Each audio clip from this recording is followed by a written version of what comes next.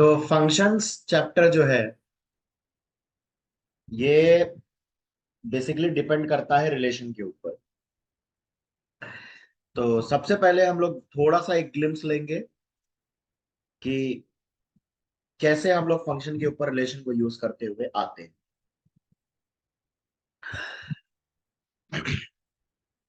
तो फंक्शन को डिफाइन करने से पहले हमें दो सेट की जरूरत होगी, दो सेट्स की जरूरत होगी जो कि कुछ इस तरह से होंगे।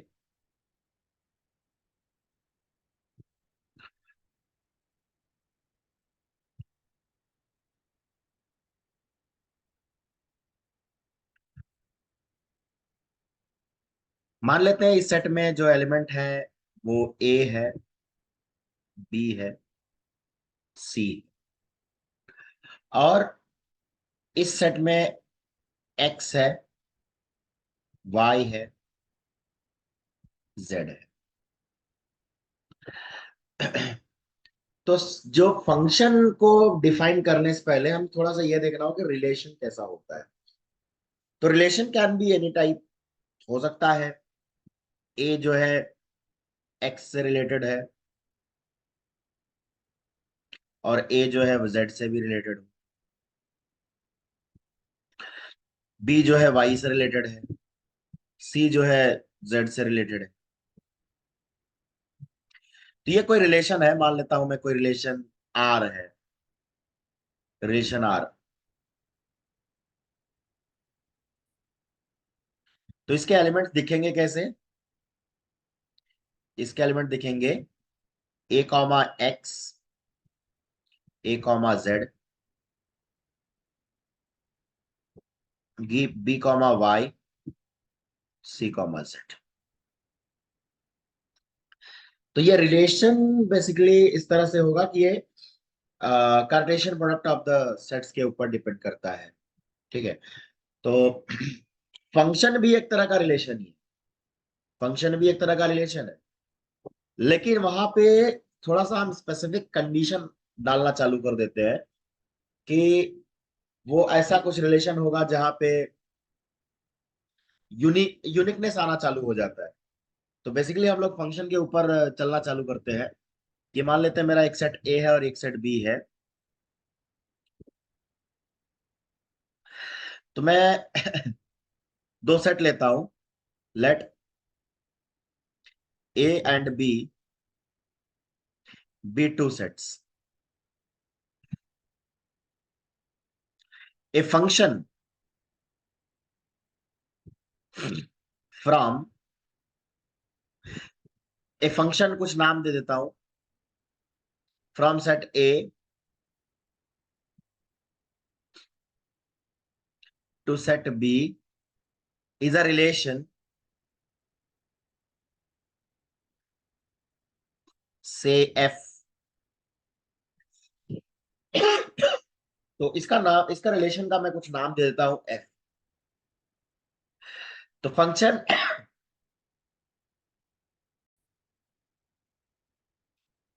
तो फंक्शन जो है एक रिलेशन है F, such that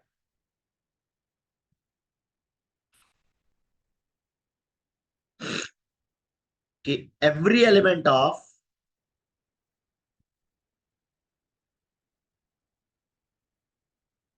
A is uniquely related to some element of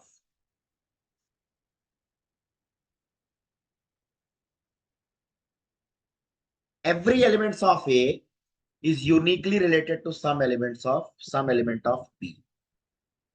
अब इसका सिनेरियो कैसा होगा एग्जांपल के थ्रू देखते हैं कि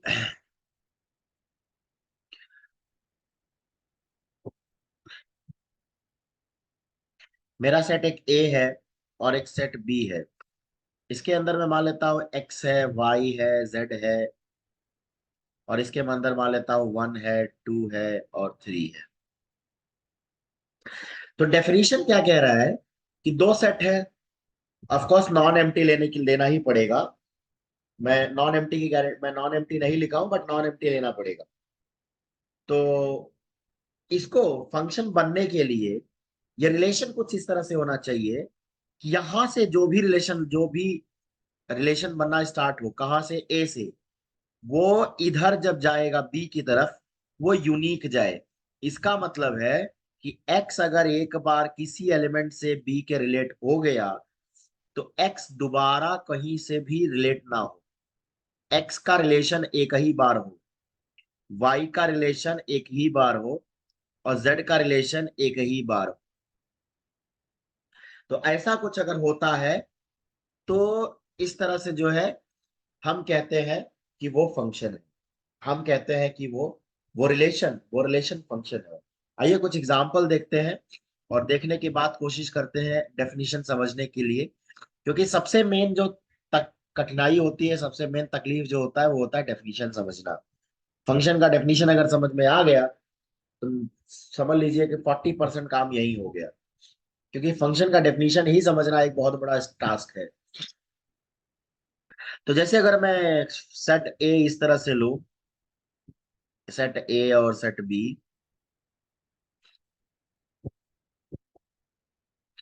और इसमें रिलेशन ऐसा डिफाइन करूं, एक्स वाई जेड,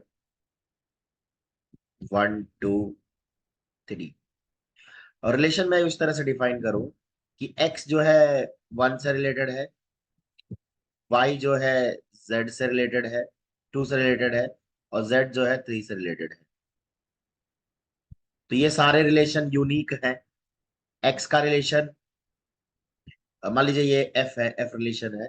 तो एक्स इज रिलेटेड टू 1, और y is related to 2, and z is related to 3। तो इस कंडीशन में यूनिकनेस सब में फॉलो हो रहा है, तो ये एफ इज अ फंक्शन। दूसरा कंडीशन लेते हैं।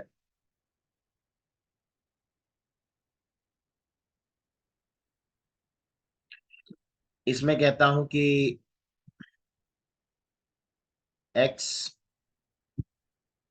Y Z, 1 2 3। इसमें इस तरह से मैं डिफाइन करता हूं कि एक्स जो है 1 से डिफाइन हो, 1 पे चला गया, रिलेट हो गया। वाई भी जो है 1 पे चला गया, जेड जो है 2 पे चला गया। तो देखा जाए तो डेफिनेशन के हिसाब से every element of A is related to some element of B. हाँ, हो रहा है। एक्स 1 से रिलेटेड हो रहा है, वाई 1 से रिलेटेड हो रहा है, जेड 2 से रिलेटेड हो रहा है, 3 से कोई रिलेट नहीं हो रहा है। लेकिन कोई दिक्कत नहीं है ना, सम एलिमेंट ऑफ बी की जरूरत है। तो हमें यहाँ थोड़ी कहा गया है कि बी के भी सारे एलिमेंट से बिजी हो रिलेशन बनाने में, नहीं, कोई जरूरत नहीं। तो इसका मतलब इस कंडीशन में भी ये फंक्शन होगा। मान लेता हूँ ये जी जी जी ले लेता हूँ, तो जी इज अ फंक्शन।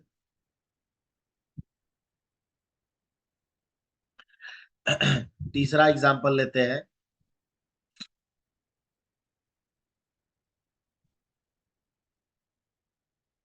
कि एक्स है, वाई है, जेड है, 1 है, 2 है, 3 है।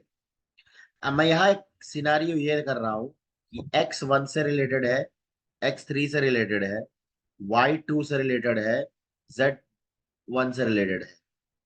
तो ये सिनारियो इस तरह से हो रहा है। मान लीजिए यहाँ पे ये एच है। तो यहाँ पे जो सेट ए और बी है, ए और बी में हो क्या रहा है कि एक्स एक बार 1 से रिलेट हो रहा है, और एक एक्स एक्स जो एक बार 3 से रिलेटेड हो रहा है। इसका मतलब यहाँ पे यूनिकनेस कंडीशन जो है वो वायलेट हो रही है। तो इसका मतलब एच जो है फंक्शन नहीं होगा। एच जो है फंक्शन नहीं होगा। अब एक और कंडीशन देखते हैं।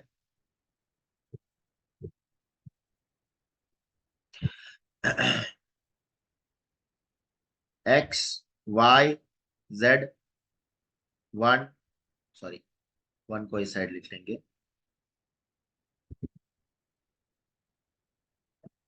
2 3। मान लीजिए यहाँ पे एक और एक एलिमेंट डब्ल्यू ले लेता हूँ। मैंने क्या किया, x को 1 से रिलेट कर दिया, w को 1 से रिलेट कर दिया, z को 2 से रिलेट कर दिया, और y को 2 से रिलेट कर दिया, और z को छुआ ही नहीं। z को मैंने रिलेट ही नहीं किया, z का रिलेशन मैंने दिया ही नहीं। तो क्या ये फंक्शन तब पर भी नहीं होगा? ये मान लीजिए k है, तो ये k जो है फंक्शन नहीं होगा, k is not a function. Problem क्या है? प्रॉब्लम ये है कि डेफिनेशन कहता है कि every element of A should be related to some element of B uniquely. तो यहाँ पे z जो है छूट जा रहा है। इसका मतलब कंडीशन में ये कहता है कि सारे एलिमेंट होने चाहिए, रिजल्ट सारे एलिमेंट जो है रिलेटेड होने चाहिए, वो भी यूनिकली। सारे एलिमेंट जो है यूनिकली रिलेटेड होने चाहिए। और दूसरी बात कि अगर कहीं पे भी अगर डबल रिलेशन हो रहा है तो भी वो फंक्शन नहीं होगा। अगर कहीं पे वो रिलेशन नहीं मिल रहा है तो भी वो फंक्शन नहीं होगा। लाइक जैसे यहाँ पे z जो है कहीं से रिलेटेड नहीं हो रहा था, तो भी ये फंक्शन नहीं था। तो फंक्शन होने का एक ही गारंटी है कि यूनिक रिलेशन सारे एलिमेंट का बनता रहे, ए के सारे एलिमेंट का यूनिक रिलेशन बने बी में। अब आगे चलते हैं।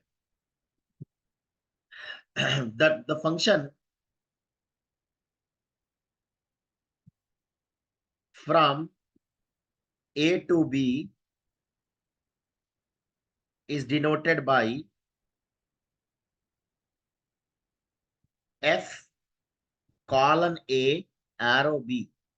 इसका मतलब है, इसका मतलब है कि f colon A to B, मतलब f का रिलेशन a से b में डिफाइन किया जा रहा है। And it is also given by, and is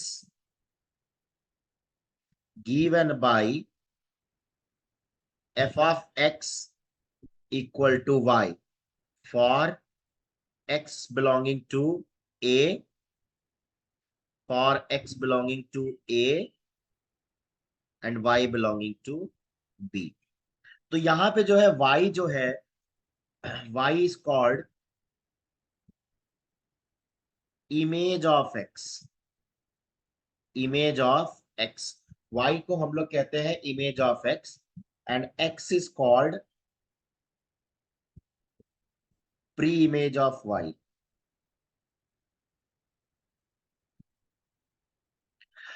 a को हम लोग कहते हैं डोमेन, और b को हम लोग कहते हैं कोडोमेन। ये बेसिक टर्मिनोलॉजीज है जो कि फंक्शन के लिए यूज होती है, कि अगर f from a to b अगर फंक्शन है, तो f of x equal to y, y is the image of x, x is called pre image of y, a को डोमेन कहते हैं और b को कोडोमेन कहते हैं। तो इस तरह से जो है फंक्शन को डिफाइन किया जाता है। ठीक है। तो बेसिकली बेसिकली अगर देखा जाए, तो फंक्शन अगर एक रिलेशन है, तो फंक्शन को हम लोग इसे सेट रिलेशन में भी लिख सकते हैं। दैट इज एक्स कॉमा कुछ y लिख लेते हैं, x comma y, x comma Y.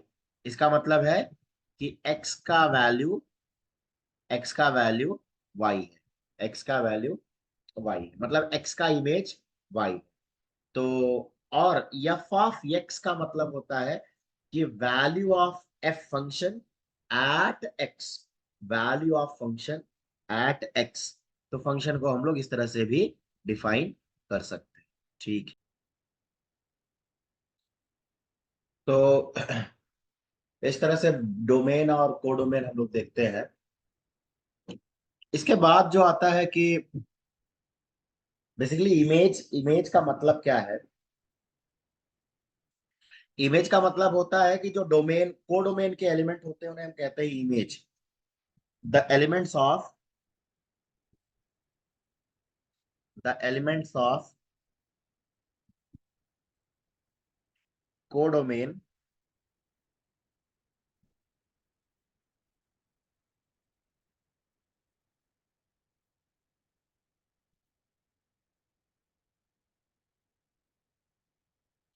which are in relation with elements of A called as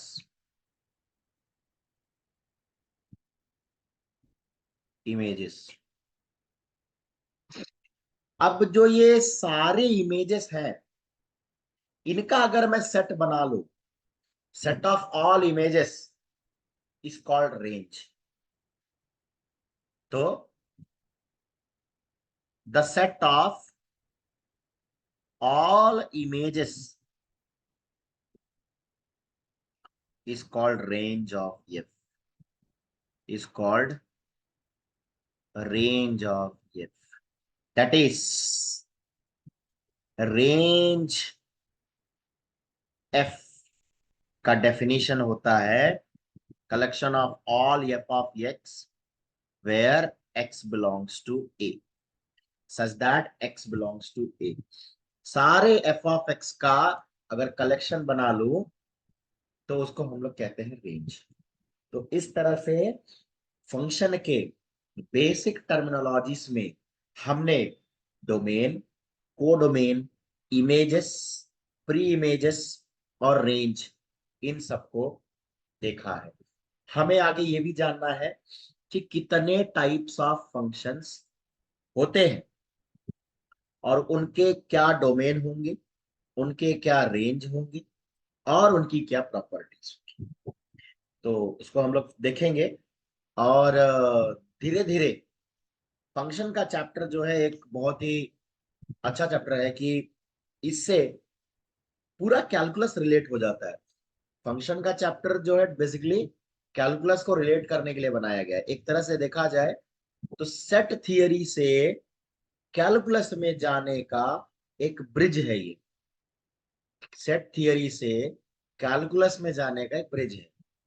यहां से हमें पता चलेगा कि कितने तरह के फंक्शंस बनाए जा सकते हैं और उन्हीं फंक्शंस का हम स्टडी जो है आगे कैलकुलस में करते हैं. बिहेवियर ऑफ फंक्शन जो है कैलकुलस बताता है और टाइप्स ऑफ फंक्शन जो है सेट थियरी में फंक्शन का चैप्टर जो है हमें क्लियर करता है. ठीक है.